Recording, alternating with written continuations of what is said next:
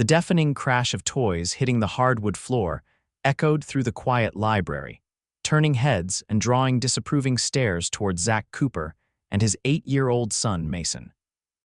Zach winced as the special education teacher he'd been working with for the past month shot him an apologetic look before kneeling to help Mason, who had begun to rock back and forth, hands clamped over his ears.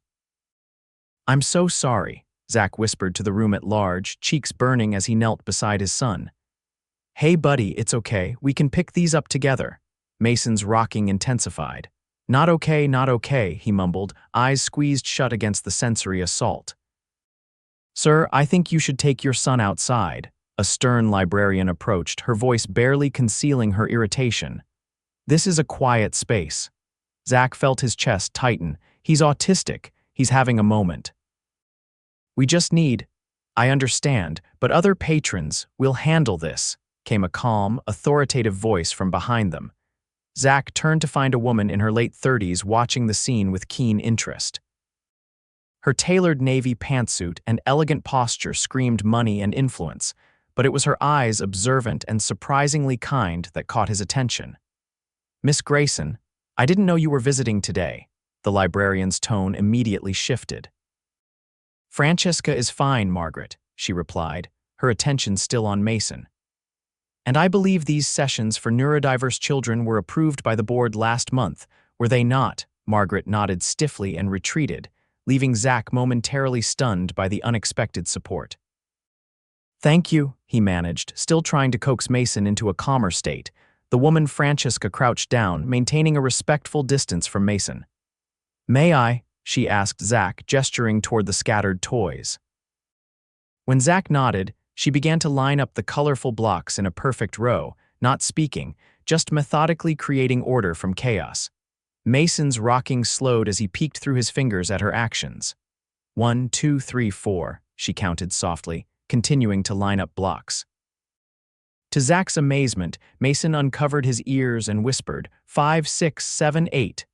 "That's right," Francesca smiled, not looking directly at Mason but keeping her focus on the blocks. "Perfect counting." Zach watched in astonishment as his son's tension visibly unwound. As a single father of an autistic child, these small victories felt monumental. "I'm Zach Cooper," he offered when Mason had finally settled back into matching shapes with his special education teacher. "Francesca Grayson," she replied, standing and smoothing her already immaculate suit. "I'm on the library board. We've been working to make this space more inclusive." "Well, we appreciate it," Zach said, suddenly conscious of his worn jeans and the coffee stain on his work shirt. He'd come straight from his construction job to meet Mason and his teacher for their weekly library session. Mason loves books, especially ones about trains and patterns. Francesca nodded thoughtfully. "I have a son who's similar, Oliver. He's 12. The revelation surprised Zach. This polished, confident woman didn't seem like someone who would understand the daily struggles of raising a child with autism. "Do you bring him here for sessions too?" Zach asked. A shadow crossed her face. "No, Oliver has private tutors. He struggles in public spaces more severely than Mason appears to." Before Zach could respond, his phone buzzed. His boss, again. "Excuse me, I have to take this," he said apologetically. The conversation was brief but devastating. The construction project he'd been counting on for the next 3 months had lost funding. His hours were being cut in half. "Bad news?" Francesca asked when he returned, his distress evidently written across his face. "Just work stuff," Zach deflected, forcing a smile. "Nothing I can't handle." Her eyes, perceptive and searching, suggested she didn't believe him, but she didn't press. Instead, she glanced at Mason, who was now completely engrossed in a patterning activity. "Your son has a wonderful focus," she commented. "My Oliver struggles to engage with others at all." Something in her voice, a hint of loneliness perhaps, resonated with Zach. The isolation of raising a special needs child was something he knew all too well. "It hasn't always been this way," Zach admitted. "We've worked really hard, trial and error, lots of patience." Francesca seemed to consider something before pulling out a business card. "Mr. Cooper, this may seem forward, but I'd like to offer you a job, a different kind of construction project." Zach took the card, confused. Grayson Technologies, he read aloud. I'm not really in tech. My son needs someone who understands children like him. Someone patient, who can connect with him through building things. Oliver loves architecture and structures, but his tutors are all academics. They don't know how to engage him practically. Zach blinked, trying to process what she was suggesting. You want me to? What exactly? Come to our home. Bring Mason if you'd like. Work with Oliver on building projects models, simple structures. Help him develop his interests in a way that might also help him connect with others. She named a salary that made Zach's eyes widen, nearly double what he made in construction. I'm not a therapist, he said cautiously. I have therapists, Francesca replied. What Oliver needs is someone real, someone who understands both construction and autism from lived experience. She glanced at Mason again. Think about it. Call me if you're interested. With that, she walked away, leaving Zach holding her card and wondering if this chance encounter might be the lifeline he desperately needed. 3 days later, Zach pulled his aging pickup truck through the imposing gates of the Grayson estate, Mason securely buckled in the back seat. He'd called Francesca the morning after losing half his construction hours, swallowing his pride in the face of mounting bills and Mason's upcoming therapy sessions. Wow, buddy, this is a big house, Zach commented as they approached the sprawling modern mansion set against the backdrop of lush forest. Big house, Mason echoed, pressed against the window. How many rooms? I don't know. Maybe we can count them together. Francesca met them at the door, dressed more casually than their first meeting in dark jeans and a simple cream sweater that somehow still looked expensive. Welcome, she said, offering them a genuine smile. Oliver is in his room. He knows you're coming, but he may not acknowledge you right away. That's normal for him. Zach nodded, taking Mason's hand. Mason, can you say hello to Miss Grayson? Mason looked at his shoes. Hello, Miss Grayson. Do you have trains? Francesca's expression softened. We do have trains, Mason, and blocks and many building sets. Would you like to see them? Mason nodded emphatically, and Zach felt a wave of gratitude for her direct, respectful way of addressing his son. The inside of the home was stunning, yet somehow not ostentatious. Clean lines, natural materials, and thoughtfully arranged spaces. Zach couldn't help but admire the craftsmanship evident in every detail. This way, Francesca led them down a hallway to a large room filled with neatly organized bins of building materials. In the center sat a boy with dark hair, meticulously assembling what appeared to be a scale model of a skyscraper. Oliver, Francesca said gently, Mr. Cooper and Mason are here. The boy didn't look up or respond, continuing to place tiny pieces with precise movements. He's been working on that model for 3 weeks, Francesca explained quietly. It's the Burj Khalifa. Zach nodded, observing the incredible detail. Mason, meanwhile, had gravitated toward a bin of magnetic building pieces, already beginning to create a pattern. Oliver, I'm Zach, he said, crouching down at a respectful distance from the boy. That's an amazing building you're making. I've worked on much smaller buildings as a construction worker. No response, but Oliver's hands paused momentarily. Mason and I love to build too. Maybe someday you could show us how you plan your structures. Oliver continued working silently. Zach wasn't discouraged. He recognized the need to give the boy space. I'll let you work with him, Francesca said. There's a mini fridge with snacks, and I've left some project ideas on the tablet. I'll be in my office if you need anything. As she turned to leave, Zach noticed the faint dark circles under her eyes, carefully concealed with makeup. He wondered how many sleepless nights she'd endured, worrying about her son. The first session proceeded quietly. Zach sat with Mason, building a train track system while occasionally commenting on Oliver's progress with genuine admiration. By the end of the 2 hours, Oliver hadn't spoken, but Zach caught him watching their construction several times. Same time tomorrow. Francesca asked when they were preparing to leave. Absolutely, Zach agreed. On the drive home, he couldn't stop thinking about the contrast between Francesca's wealth and the challenge they shared, the universal struggle of helping a child who experienced the world differently. The next few weeks established a routine. Zach would arrive with Mason 4 afternoons a week after school. While Mason attended a special education program in the mornings, Zach worked reduced hours at the construction site, grateful that Francesca's generous pay allowed him to maintain financial stability despite the cutbacks. Slowly, Oliver began to acknowledge their presence. First with glances, then by moving his building materials closer to where Zach and Mason worked. By the third week, a breakthrough occurred. "That beam needs support," Oliver said suddenly, pointing to a structure Zach was building with Mason. The sound of Oliver's voice, clear and decisive, made both Zach and Mason look up in surprise. "You're right," Zach agreed, adding a support piece. "Thank you, Oliver. That was good engineering advice." Oliver didn't respond further but moved his project next to theirs, working alongside them in what felt like companionable silence.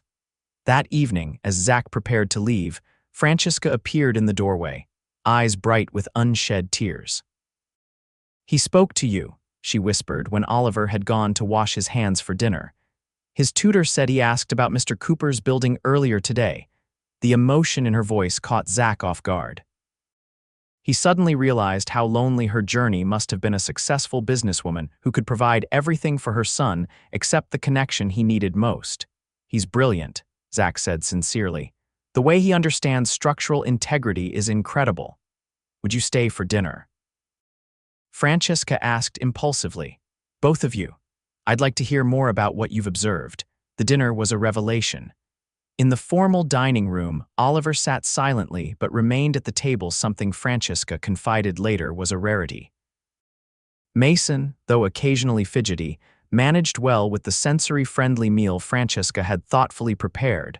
As the boys finished eating, Francesca turned to Zach. "Tell me about yourself. All I know is that you're wonderful with children and no construction." Zach hesitated, unused to talking about himself. "Not much to tell. I've raised Mason alone since he was 3. His mom decided parenting an autistic child wasn't what she signed up for." The bitterness he tried to keep buried surfaced briefly in his tone. "I'm sorry," Francesca said, her expression genuine. "That must have been incredibly difficult." "It was at first," Zach admitted, "but Mason and I figured it out together. We're a team." He glanced fondly at his son, who was arranging his remaining carrots in a pattern. "What about you?"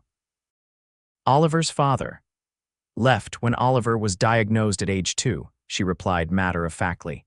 "He claimed the business was too demanding to deal with a special needs situation as well. Really, he just couldn't accept that his son wasn't what he'd expected." The parallel in their experiences created an immediate connection. For the first time in years, Zach felt understood by someone who truly knew what his daily life entailed. As weeks turned into months, the relationship between both families deepened. Oliver began to speak more frequently during building sessions, even occasionally joining in Mason's play. Francesca often worked from home during Zach's visits, sometimes joining them to observe or participate in projects. One rainy afternoon in April, nearly 4 months into their arrangement, Zach arrived without Mason, who had a mild cold. He was so disappointed, Zach explained as Francesca welcomed him at the door. "But I promised to take pictures of whatever Oliver is working on today." Oliver's response to Mason's absence was unexpected. He paced anxiously, repeatedly asking, "Where is Mason? Is Mason sick?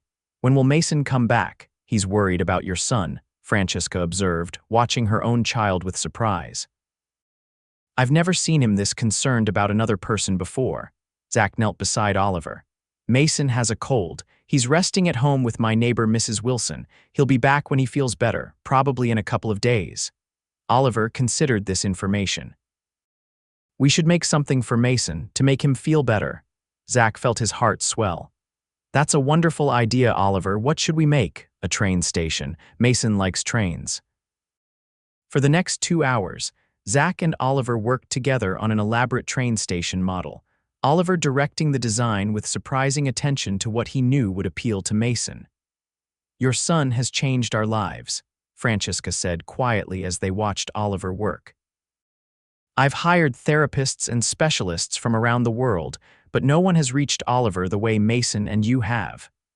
"It goes both ways," Zach replied honestly. "These months have been amazing for Mason's development, and for me."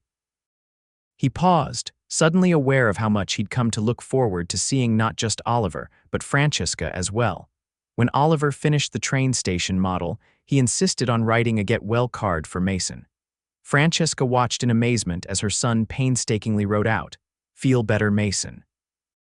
Come back soon, from Oliver." "I don't think he's ever written a card for anyone," she whispered to Zach, her fingers brushing against his arm in an unconscious gesture. The brief contact sent an unexpected current through Zach. He'd been so focused on survival, on making ends meet, and caring for Mason, that he'd forgotten what it felt like to be drawn to someone. As spring bloomed, so did the connection between the two families. Francesca began joining them on weekend outings to sensory-friendly museums and parks. The children thrived in each other's company, and Zach found himself increasingly aware of Francesca's presence, her laugh when Mason said something unexpectedly profound, the thoughtful way she anticipated Oliver's needs, the quiet strength she carried despite years of challenges. One evening in late May, after the boys had finally fallen asleep during a backyard camping adventure in the Grayson estate's expansive grounds, Zach and Francesca sat by a small fire. "I never thought I'd see Oliver sleeping in a tent," she mused, watching the firelight dance. "He's always been so rigid about his routines and spaces. Kids can surprise us," Zach replied, allowing himself to really look at her in the soft glow. Without her usual polished business persona, Francesca seemed more approachable, more real. "You've done an amazing job with him, you know." She shook her head. "I spent years trying to fix him, Zach, trying to make him fit into the world instead of helping the world make space for him." Her voice caught. "I was so focused on therapies and interventions that I missed seeing his gifts." "That's not fair to yourself," Zach countered gently. "You were doing your best with the information you had. Like you did with Mason from the beginning," she observed. "You accepted him exactly as he was." "Not exactly," Zach admitted. "I had my moments of frustration, of wishing things were different. But I didn't have the resources to try 1,000 therapies. We just had to figure it out day by day." Their eyes met across the fire, and Zach felt something shift between them, an acknowledgement of shared experience that went beyond employer and employee. "I'm glad Mason has a cold that day," Francesca said softly. Zach raised an eyebrow, confused. "When Oliver realized someone he cared about was missing when he made that train station, I saw my son's capacity for empathy for the first time," she explained. "It changed how I see him, how I approach parenting him." "He's always had it in him," Zach replied. "He just needed the right connection to bring it out." "Yes," Francesca agreed, her eyes not leaving his. "The right connection changes everything, doesn't it?" The summer brought new developments. Zach's role evolved from working exclusively with Oliver to helping Francesca design a community center for neurodiverse children, a project that combined his construction knowledge with his understanding of sensory needs. The salary increase allowed him to finally quit his increasingly unreliable construction job and focus entirely on the Grayson projects. The boys, meanwhile, had formed a remarkable friendship. Oliver's language skills improved dramatically through his interactions with Mason, while Mason benefited from Oliver's structured approach to play and learning. "They're good for each other," Zach observed one afternoon as they watched the boys meticulously constructing an elaborate marble run in the garden. "Like their parents?" Francesca asked, a hint of vulnerability in her question. Zach turned to look at her. Over the past 6 months, their professional relationship had evolved into a friendship, and recently, he'd caught himself thinking about her in moments when work and parenting weren't demanding his attention. "Francesca," he began carefully, "I don't want to misinterpret anything, but I'm attracted to you," she stated plainly, her directness a trait he'd come to appreciate. "And not just because you've helped Oliver. I admire who you are, Zach. Your resilience, your patience, your complete dedication to Mason." The admission hung between them, freighted with complications. She was technically his employer. Their lives existed in different worlds, and yet the connection felt undeniable. "I feel the same way," Zach confessed. "But I'm concerned about the complications. I don't want to jeopardize what we've built for the boys." Francesca nodded thoughtfully. That's one of the reasons I admire you. You always put Mason first, just as I put Oliver first. She hesitated before continuing. What if we take things slowly? See where this goes without disrupting what works for our sons. Their first official date was a quiet dinner at Francesca's home after the boys were asleep, with a trusted caretaker monitoring them. The conversation flowed easily, moving from shared experiences with their sons to dreams for the future and reflections on their pasts. I never thought I'd find someone who understood this journey, Francesca admitted, her guard completely down. Most men I've met either see Oliver as a problem to be solved or they run at the first sign of complexity. And most women I've met can't handle the unpredictability, Zach added, or they think they can until they realize autism doesn't just go away. We're quite the pair, aren't we? Francesca smiled, reaching across the table to take his hand. Two single parents with wonderful, challenging sons, finding each other against all odds. The touch of her hand in his felt right, like pieces of a complex puzzle finally finding their match. As summer turned to fall, their relationship deepened. The boys continued to thrive, and the community center project neared completion. Zach and Mason began spending weekends at the Grayson home, and Francesca incorporated sensory-friendly modifications that made the space comfortable for both boys. One crisp October evening, as they walked through the property's wooded trails while the boys examined fallen leaves with their caretaker nearby, Zach realized he was falling in love. The thought both exhilarated and terrified him. "What are you thinking about?" Francesca asked, noticing his contemplative expression. "You've gone quiet." "I'm thinking about how unexpected life is," Zach replied honestly. 8 months ago, I was worried about paying Mason's therapy bills. Now I'm helping design a center that could change lives, and I'm walking through the woods with this brilliant, beautiful woman who somehow sees value in a former construction worker. Francesca stopped walking and turned to face him. "Is that really how you see yourself?" "As just a construction worker. Old habits," he admitted. "For a long time, that's how the world saw me."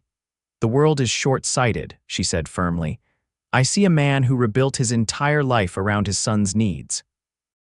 Who learned about autism not from textbooks, but from love and daily commitment. Who had the wisdom and patience to reach my son when specialists with multiple degrees couldn't." She took both his hands in hers. "Your worth has never been about your job title, Zach." In that moment, he kissed her gently at first, then with growing certainty as she responded. When they pulled apart, both were smiling. "I love you," he said simply. "I didn't expect this, but I do." "I love you too," she replied, her usual composure giving way to genuine emotion. "You and Mason have brought something to our lives that all the money in the world couldn't buy." The transition from separate families to a cohesive unit happened gradually. Zach and Mason began spending most nights at the Grayson home, which offered more space and resources for both boys. Oliver's room remained his sanctuary, while Mason was given a connected space that he could personalize with his train collections and sensory tools. By Christmas, they were functioning as a family in all but name. The holiday was celebrated with thoughtful accommodations for both boys' dimmed lights instead of bright flashing ones. Presents opened one at a time to prevent sensory overload, and a schedule that everyone understood and followed. "This is how holidays should be," Francesca observed as they watched the boys playing contentedly with their new building sets. "Not perfect, but perfectly adapted to who we are." On New Year's Eve, after a quiet celebration that ended early for the boys' sake, Zach found himself alone with Francesca on the balcony outside her bedroom, watching the distant fireworks display that they could enjoy without the overwhelming noise. "I have something to ask you," he said, heart pounding despite his certainty. From his pocket, he withdrew a small box. "I know it hasn't been that long, but sometimes you just know when something is right." Francesca's eyes widened as he opened the box to reveal a simple but elegant diamond ring. "I'm not asking because of convenience or for the boys, though they're thriving together," Zach continued. "I'm asking because I love you, Francesca, because you've shown me that partners can truly understand and support each other through the unique challenges we face." Tears filled her eyes. "Zach Cooper, are you proposing to me?" "I am," he confirmed, taking her hand. "Will you marry me, Francesca Grayson? Will you create this unconventional, beautiful family with Mason and me officially?" "Yes," she whispered, then more confidently. "Yes, 1,000 times yes." The kiss they shared as he slipped the ring onto her finger felt like a promise not just to each other, but to their sons as well. A promise that they would continue building this life together, brick by careful brick, with all the patience and love that had brought them to this point. Their wedding in spring was deliberately small and sensory-friendly, with both boys participating in ways that felt comfortable to them. Oliver, in a significant milestone, agreed to hand over the rings, while Mason's scattered train shaped confetti along the garden path. The community center opened the following summer, bearing a plaque that recognized both the Grayson and Cooper contributions. It quickly became a haven for families navigating the complex world of neurodiversity, offering resources that Zach had once desperately needed, and Francesca had the means to provide.